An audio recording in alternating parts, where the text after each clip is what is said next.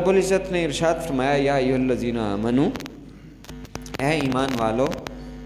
اگر تمہارے پاس کوئی فاسق خبر لے کر آئے تو اس کی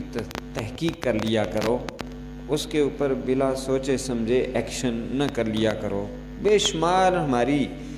جو لڑائیاں ہیں، جو جھگڑے ہیں، وہ صرف غلط فہمیوں کے اوپر مبنی ہوتے ہیں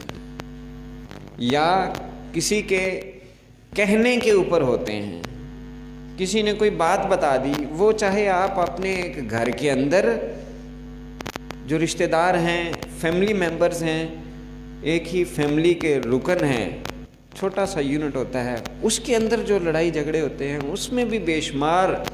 80% سے بھی زیادہ جو جھگڑے ہیں وہ غلط فہمیوں پر مبنی ہوتے ہیں۔ کسی نے آپ کو بات بتا دی اور آپ نے اس کو حق سمجھ لیا، سچ سمجھ لیا اور اس کے اوپر ایکشن لے لیا اور اسے دل میں بٹھا لیا، اس کی تحقیق نہیں کی، اس کو پرسوں نہیں کیا، دیکھا نہیں، سوچا نہیں کہ کیا ایسا ہوا بھی ہے یا نہیں ہوا، بغیر تحقیق کے اس کے اوپر جب عمل کر لیتے ہیں تو پھر معاملات سلجھنے کی بجائے مزید الجھ جاتے ہیں اور وہ جھگڑا آگے بڑھتا چلا جاتا ہے۔ فیملی سے ہٹ کر ہم گلی محلے کے سطح کے اوپر بھی